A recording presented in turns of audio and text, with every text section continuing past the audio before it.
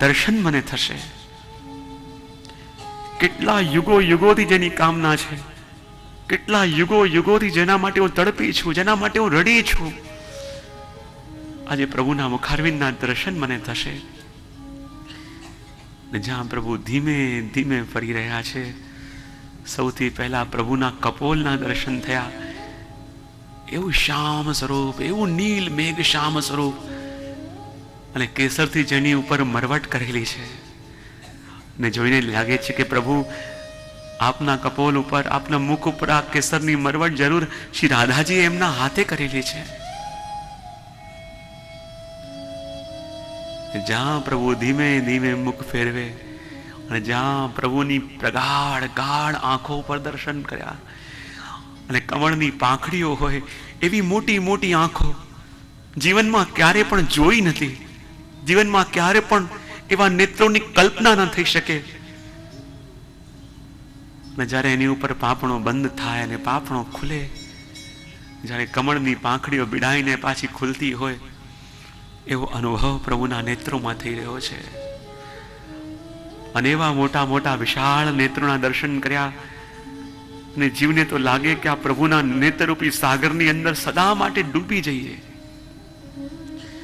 સદા માટે ધન્ય થઈ જઈએ. પ્રભુ ધીમે ધીમે અંદર ચાલી રહ્યા છે. કમરમાં મુરલી ખોસેલી છે, ચારો તરફ ગોતે છે, કંઈ શોધતા હોય એવું લાગે છે. તમે વિચાર કરો છો પ્રભુ શું શોધી રહ્યા છે, પ્રભુને શું જોઈએ છે. અને જ્યાં તમારા પ્રેમથી બનાવેલી સામગ્રી પ્રભુએ જોઈ, સૌથી પહેલા એ માટલી પ્રભુએ એમના હાથમાં લીધી. તમને લાગ્યું તમારું જીવન ધન્ય થયું, તમારું જીવન પાવન થયું. ચાલતા ચાલતા એ માટલી લઈને તમારી પાસે આવ્યા. તમે તો પ્રભુના મુખારવિંદના દર્શન કરી પોતાના દેહનું ભાન ભૂલી ગયા છો, પોતાના સ્વરૂપને ભૂલી ગયા છો. લાગે છે કે જાણે આજ ઘડીએ મારા પ્રાણ ચાલ્યા જાય તો પણ કોઈ ફરિયાદ નથી, મારું જીવન ધન્ય થઈ ગયું, મારું જીવન પાવન થઈ ગયું. પાસે આવ્યા અને આવીને પ્રભુ તમને જુએ છે અને આવીને કહે, દેખ સખી, આજ મેં તેરે લીએ તેરે પાસ આયો હું. અને માખણની માટલીમાંથી હાથ નાખી પ્રભુ માખણ હાથમાં લે છે, થોડુંક પોતે ચાખીને એમના હાથે તમારા મુખમાં માખણ પધરાવે છે. અને પ્રભુનું પ્રસાદી માખણ જેમ તમારા મુખમાં જાય છે, આખા દેહની અંદર આનંદ આનંદ, એવો આનંદ કે જેની ક્યારેય કલ્પના પણ કરી નથી, જેનું વર્ણન, જેની કોઈ સમાનતા ન થઈ શકે. તમારો હાથ પકડી તમને આગળ પ્રભુએ બોલાવ્યા, અને તમારી આંખોમાં જ્યારે આંસુ આવ્યા, એ આંસુ ઠાકોરજીએ પોતાના હાથે તમારા આંખના આંસુ લૂછ્યા, અને આંસુ લૂછીને કહે, તું કેમ રડે છે, હું તારાથી અલગ થોડી છું. અને એમ કહી તમને પ્રભુએ એમના હૃદયથી લગાવી લીધા. અને નાનકડા પ્રભુના હૃદયથી જ્યારે લાગ્યા, અને લાગ્યું કે વર્ષો સુધી પ્રભુ અમે ભટકતા રહ્યા, અનેક અનેક જન્મો સુધી પ્રભુ અમે અથડાતા રહ્યા, અનેક અનેક યોનિઓમાં પ્રભુ ભટકતા રહ્યા, પણ જઈને પ્રભુ આજ અમારું બ્રહ્મ સંબંધ થયું કે પ્રભુ આપે અમને હૃદયથી લગાવ્યા. પ્રભુ અમારું જીવન ધન્ય થયું કે આપના હૃદયથી પ્રભુ અમે લાગ્યા. એ જ ઘડીએ પ્રભુ કંઈક વિચાર્યો, તમને પોતાનાથી થોડા દૂર કર્યા અને કહે કે જો સખી, હવે હું તારા ઘરે ક્યારે પણ નહીં આવું. તમારું મન આશ્ચર્યમાં પડી ગયું કે પ્રભુ અચાનક શું થઈ ગયું? હમણાં તો આપે એટલી કૃપા કરી મારા ઘરે પધાર્યા, મારું માખણ રોગ્યું, પોતાનું અધરામત મને આપ્યું, અને પ્રભુ એવું તો શું અપરાધ મારાથી થઈ ગયો, એવું શું દોષ પ્રભુ મારાથી થયો કે આપ કહી રહ્યા છો કે આપ મારા ઘરે હવે ક્યારે નહીં પધારો? તમે પ્રભુના ચરણોમાં પડી ગયા, પ્રભુ અમને છોડીને ન જાઓ, પ્રભુ મને છોડીને ન જાઓ, પ્રભુ મને આપનાથી દૂર ન કરો.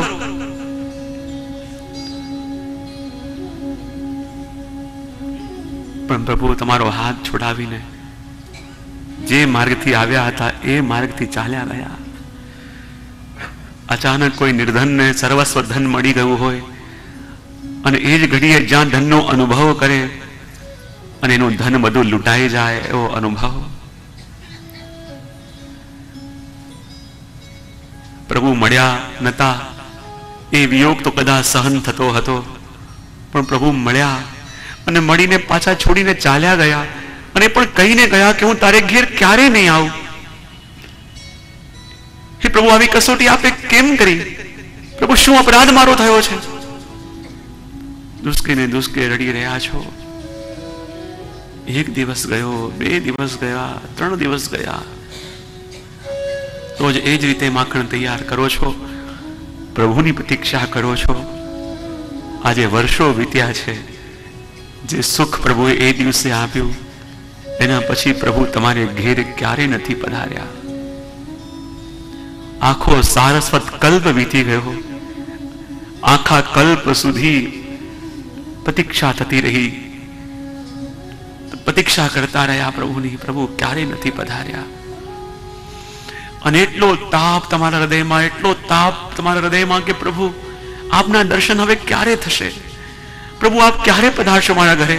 પ્રભુ આપ ક્યારે પધારશો? પ્રભુ તો છોડીને ચાલ્યા ગયા.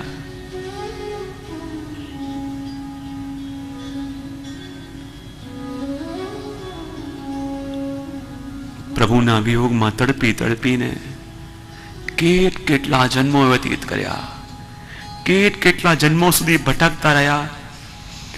જે સુખ પ્રભુએ ક્ષણ માટે આપ્યું હતું અને અમૃત જ વિષ જેવું લાગવા લાગ્યું.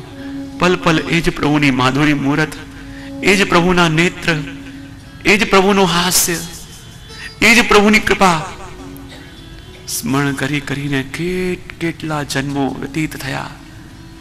અને પ્રભુ જે કહીને ગયા હતા હું તારે ઘેર ક્યારેય નહીં આવું, અને આ ગોપીનો તાપ, એ તમારો તાપ પ્રભુ તો કહીને ગયા હતા તારે ઘેર ક્યારે નહીં આવું, ન પધાર્યા. પણ એટલો તાપ તમારી અંદર જાગ્યો, એટલો તાપ તમારી અંદર જાગ્યો કે તાપ સ્વામીજીથી સહન ન થયો. ગમે તેમ આ જીવ મારો છે, આ ગોપી મારા અંશરૂપ છે, અને પ્રભુના માટે આટલું પ્રબળ તાપ કેમ કરીને રહેશે?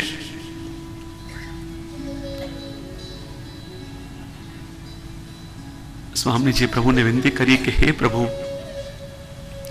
કૃપા કરીને આપ આ ગોપીને એટલો તાપ પ્રભુ ન કરાવ. કેટલા યુગો વીત્યા અને સારસ કલથી લઈને હવે તો કલયુગ આવ્યો છે. હે પ્રભુ હવે તો કૃપા કરો, હે પ્રભુ હવે તો કૃપા કરો. પ્રભુ કહે સ્વામીજી, હું તો કહીને આવ્યો હતો કે તારા ઘેર ક્યારે નહીં આવું, અને હું જે કહું એને નિભાવું છું પણ ખરા. પણ સ્વામીજી જ્યારે આપે આજે વિનંતી કરી, હું બધું કરી શકું પણ આપની વાત ટાળી ન શકું. અને હે સ્વામીજી, હું મારી ઈચ્છાથી તો નહીં જાઉં, પણ જેના ઘરમાં મને આપ પધરાવશો હું ફરી એ ગોપીના ઘરમાં જઈશ, અને ફરી એ ગોપીના ઘરમાં જઈશ અને ગોપીના મનવત પૂરા કરીશ. અને જ્યારે સ્વામીજીને એ તાપ ખબર પડી, ગોપીનો સહન ન થયો.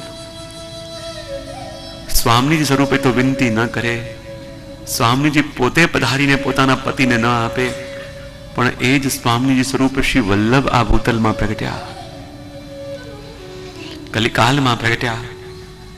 અને એ જ વજની વિરહીની ગોપીઓ કે જેના ઘરે ઠાકોરજી કહીને ગયા હતા હું ક્યારેય નહીં આવું, એ પણ વૈષ્ણવ સ્વરૂપે તમારા રૂપમાં તમે કલયુગમાં પ્રગટ્યા. તમે ભૂલી ગયા હતા કે પ્રભુ તમારા ઘરે આવ્યા હતા, તમે ભૂલી ગયા હતા કે ઠાકોરજી તમારા હાથે આરોગ્યા હતા, તમે ભૂલી ગયા હતા કે પ્રભુએ તમને રીઝવ્યા હતા અને કહીને ગયા હતા કે ઘરે નહીં આવું. પણ સ્વામી સ્વરૂપે શ્રી વલ્લભને યાદ હતું.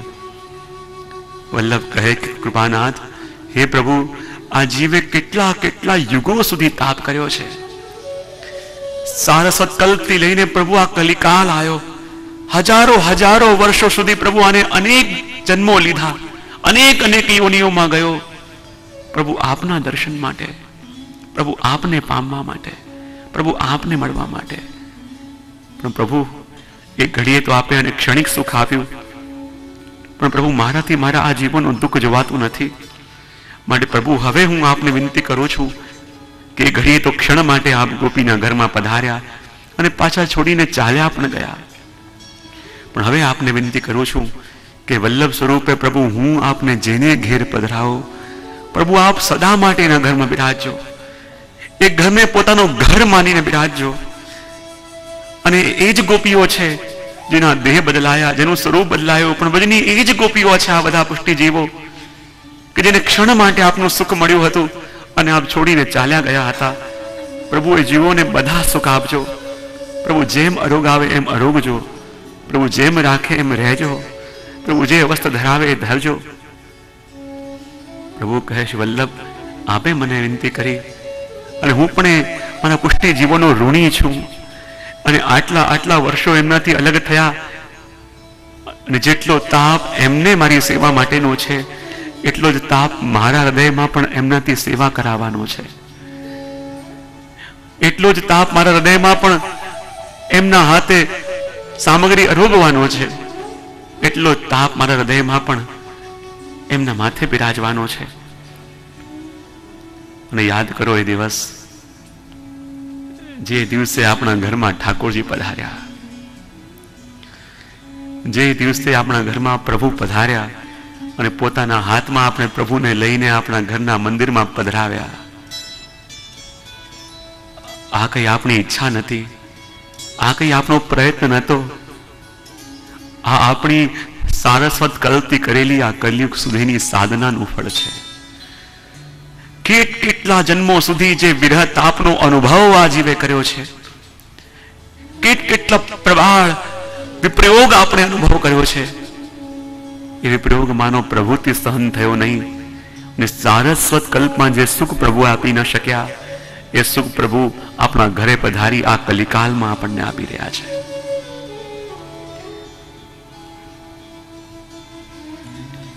એ કલ્પમાં તો પ્રભુની સેવા, પ્રભુનું સુખ લઈ ન શક્યા,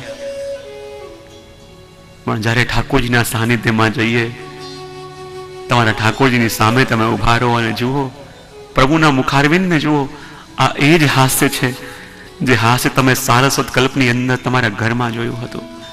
આ એ જ નેત્રો છે જે નેત્રો દ્વારા તમે મોહિત થયા હતા. આ એ જ મુખારવિંદ છે કે જે મુખારવિંદમાં તમારો હાથે બનાવેલું માખણ તમે તમારા હાથમાં લઈ પ્રભુના મુખમાં પધરાયો હતો. આ પ્રભુના એ જ હસ્ત છે જે હસ્તમાં પ્રભુએ માખણ લઈ તમારા મુખમાં પધરાયો હતો. તમને જે હાથોથી એમના હૃદયથી લગાવ્યા હતા. અને સુખ આ કલિકાલની અંદર આપણને મળી રહ્યું છે.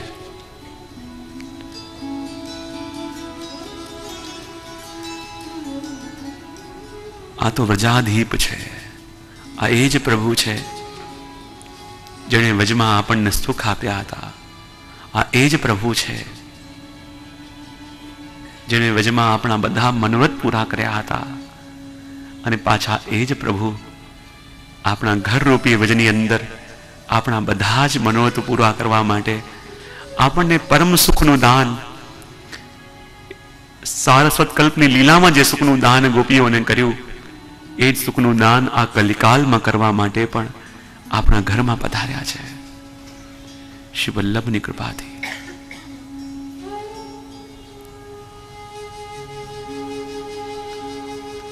તમારા ઘરમાં બિરાજતા ઠાકોરજીના ચરણોનો સ્પર્શ તમે કરો અને અનુભવ કરો, શું આ એ ચરણ નથી જે ચરણ તમે સારસ્વત કલ્પમાં દર્શન કર્યા હતા? શું આ એ જ નેત્રો નથી જે નેત્રોની અનુભૂતિ તમે તમારા ઘરમાં એ વખતે કરી હતી? શું આ એ જ સ્વરૂપ નથી?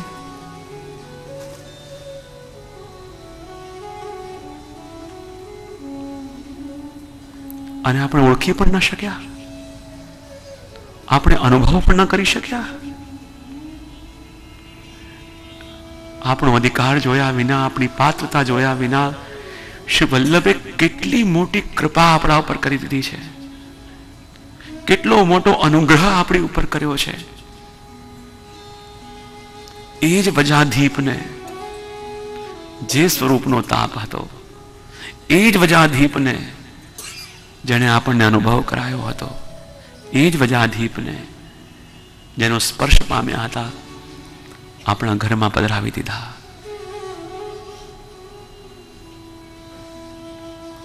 જ્યારે પ્રભુનો હવે સ્પર્શ કરશો, એ જ રોમાંચ થશે કે જે રોમાંચ ત્યારે થયો હશો.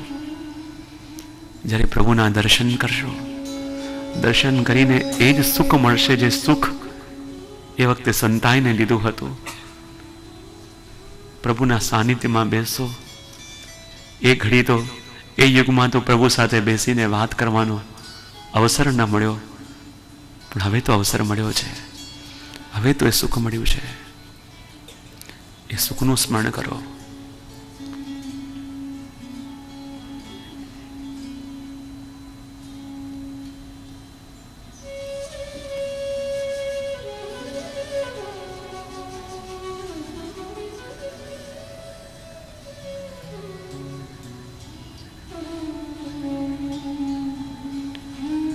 આ મુલાકાત પહેલી નથી પ્રભુ સાથેની.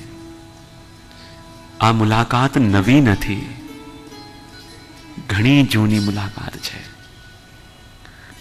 ઘણો જૂનો સંબંધ છે, ઘણો જૂનો વાયદો છે જે નિભાવવા માટે આપણા પ્રભુ પધાર્યા છે.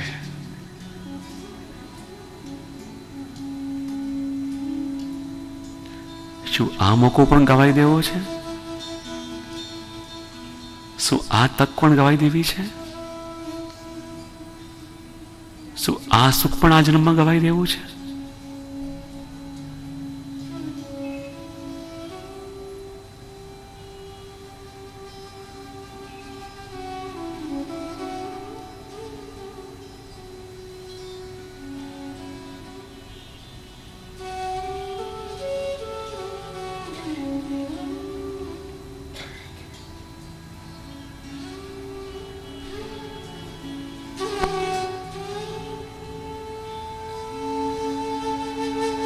જે પ્રભુ હૃદયથી લગાવ્યા હતા, એ જ પ્રભુ આપણા ઘરમાં છે.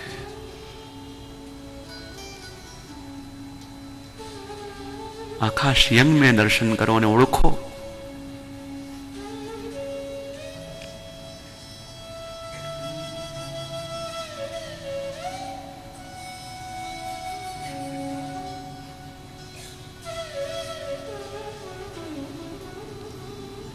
પાછું તમારું મન તમારા એ જ નાક અને હોઠના મધ્ય ભાગમાં કેન્દ્રિત કરો.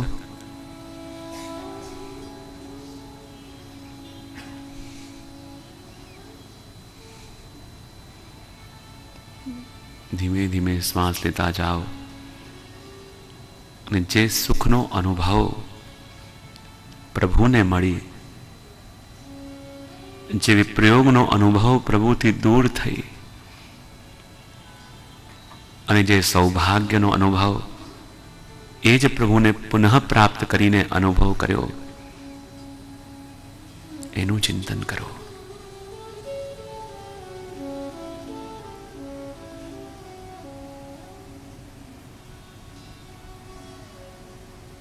હવે ધીમે ધીમે તમારી આંખો ખોલો.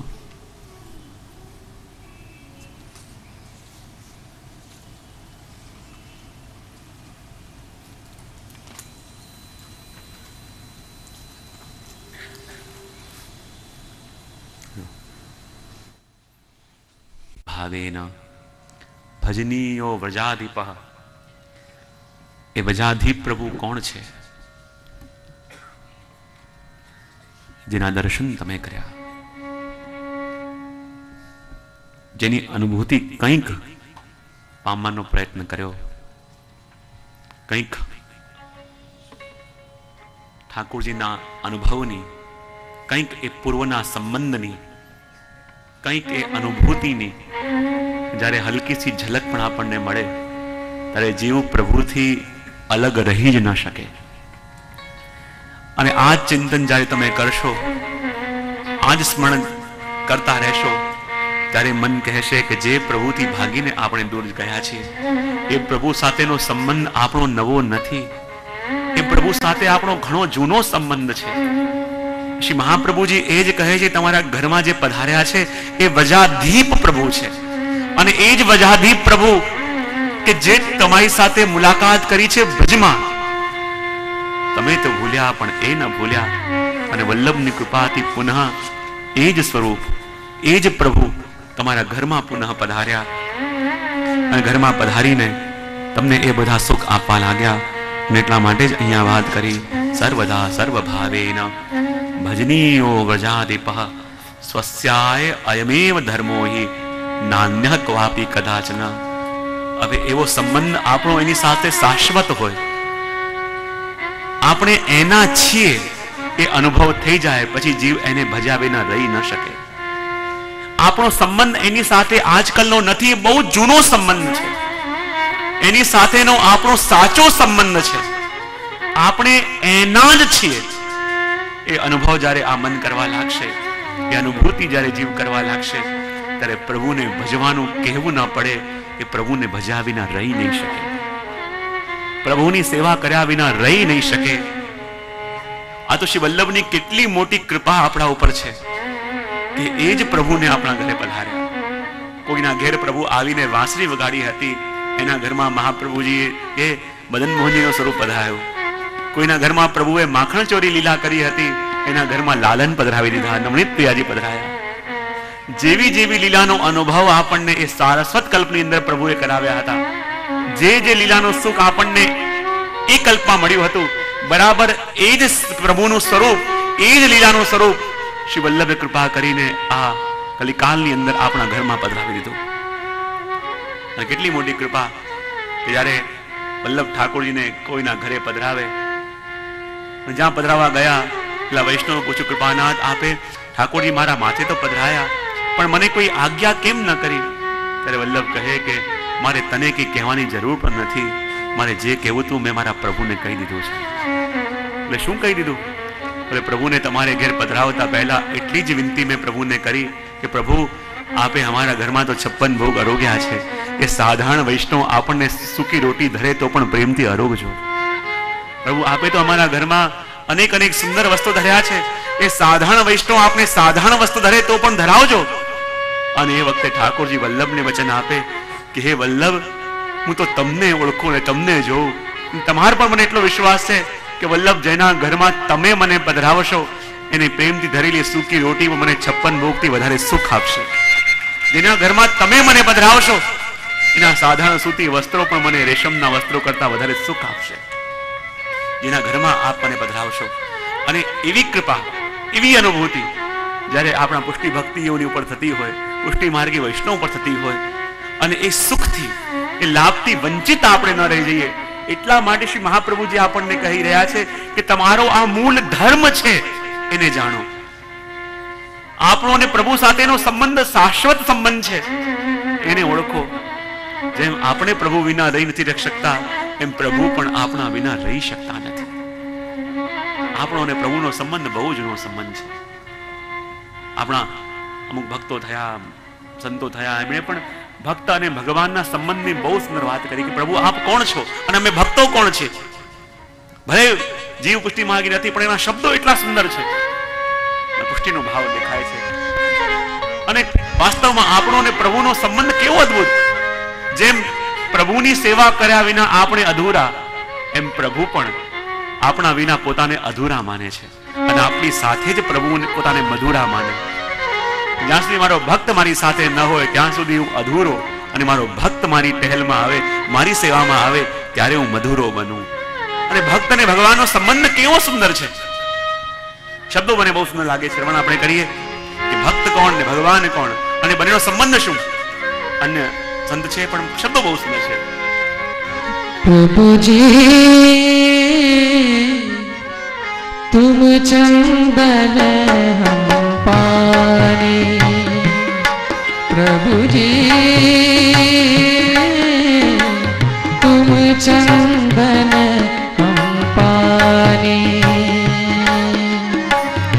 जाके अंग अंग बस समाने, जाके अंग अंग बस समाने। प्रभु जी तुम चंदन हम पानी पानी, तुम चंदन हम पानी। हे प्रभु, कोई મને એમ પૂછે કે પ્રભુ આપને ને મારો સંબંધ શું? પ્રભુ કોઈ પૂછે કે જીવનો અને બ્રહ્મનો સંબંધ શું? તો પ્રભુ અમે એટલું જ કહી શકીએ, આપ ચંદન છો તો અમે જલ છીએ। અને પ્રભુ એમને એમ ચંદન હોય તો એની શીતળતાનો અનુભવ ન થાય। ચંદન એમને એમ હોય તો એની સુગંધ ના આવે। ચંદનનું લાકડું લઈ તમે તમારા અંગ ઉપર મૂકો, શીતળતા ના મળે, સુગંધ પણ ના મળે। ચંદનની સુગંધ અને શીતળતા ત્યારે મળે કે જ્યારે એમાં જળ ભળે। એમ પ્રભુ આપ એકલા ઉભા હોય તો આનંદ ના આવે, પણ આપની સાથે આપના વજ પરિકરો હોય તો પ્રભુ આપ પૂર્ણ લાગો। કારણ કે પ્રભુ આપ ચંદન છો, તમે ભક્તો પ્રભુ જલ છીએ। અને જેમ ચંદન જલમાં ભળે તો જલ ધન્ય બને। જલના અણુ અણુની અંદર ચંદનનો સુગંધ, એની શીતળતા વ્યાપ્ત થઈ જાય। બરાબર એવી જ રીતે પ્રભુ જ્યારે અમે આપનાથી જોડાઈએ અને આપ અમારી સાથે જોડાઓ તો અમે આપના વિના અપૂર્ણ, એમ આપ પણ પ્રભુ અમારા વિના અધૂરા છો। એટલા માટે કહે પ્રભુજી તુમ ચંદન હમ પાની, જાકી અંગ અંગ બાસ સમાની। જેના રોમ રોમની અંદર પ્રભુ આપ મહેકો।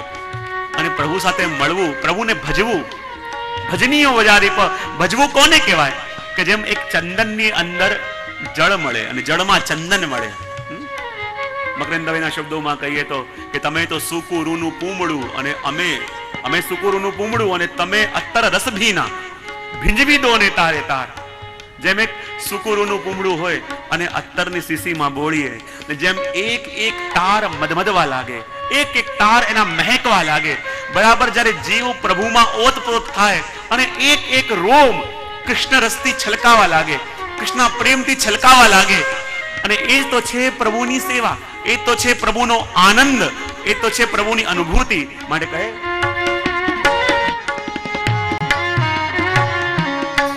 प्रभु जी तुम चंदन हम पानी पानी, तुम चंदन हम पानी। ज्योति अंग अंग पास समानी, ज्योति अंग अंग बास समानी। प्रभु जी तुम चंदन हम पानी, प्रभु जी तुम धन बन हम मोरा मोरा, तुम धन बन हम मोरा। એક ભક્તનો આપની સાથે સંબંધ કેવો? પ્રભુ અમે આપના કોણ અને આપ અમારા કોણ? પ્રભુ કે કોણ? ભક્તો કહે પ્રભુ આપ એ જલથી ભરેલા મેઘ છો અને અમે મોર છીએ। હવે જો મોર ચાહે ભારતના હોય કે વિદેશના હોય, જ્યાં જ્યાં પણ એને જલથી ભરેલા શ્યામ વાદળ દેખાય એ નાચવા લાગે, એ ગાવા લાગે, ટહુકા કરવા લાગે। કારણ કે મોરની સહજ પ્રીત એ મેઘ સાથે છે। ચાહે મોર એને જાણે કે ન જાણે, ચાહે મોરે એને ક્યારે જોયા હોય કે ન જોયા હોય, ક્યારે મોરે એનો અહેસાસ કર્યો હોય કે ન કર્યો હોય, પણ એ મોરની સહજ પ્રીતિ જલ સાથે છે, મેઘ સાથે છે। જ્યારે જ્યારે પણ આકાશમાં કાળા વાદળ આવે, મોર ગાવા લાગે, મોર નાચવા લાગે, કળા કરવા લાગે। એમ હે પ્રભુ અમારો સ્વભાવ પણ એવો છે કે જ્યારે આપના દર્શન કરીએ અને અમે આપને જોઈને નિરીક્ષા કરીએ, આપને જોઈ ક્યારે ગુણગાન ગાઈએ, ક્યારે પ્રભુ આપની સેવા કરીએ, આપની ટહેલ કરીએ, જેવો સંબંધ એ મોરનો અને મેઘનો, બરાબર પ્રભુ એવો સંબંધ અમારો અને આપનો છે, અમારો આપની સાથેનો છે। એ માટે કહે प्रभु जी तुम धन बन हम मोरा मोरा, तुम धन बन हम मोरा। जैसे चित चितवत चंद्र चकोरा, जैसे चितवत चंद्र चकोरा प्रभु जी तुम चंदन हम पानी। हे प्रभु અમારો અને આપનો સંબંધ કેવો? તો કહે પ્રભુ જેમ ચકોરની પ્રીત ચંદ્રમા સાથે છે, બરાબર પ્રભુ અમારી પ્રીત પણ એવી આપની સાથે છે કે ચકોર ટગર ટગર ટગર ટગર ચંદ્રમાને જોઈ શકે, ચંદ્રમાને જોતો રહે, ચંદ્રમાને જોઈ જોઈને એને સુખ થાય અને જાણે છે કે જેની સાથે મારી પ્રીત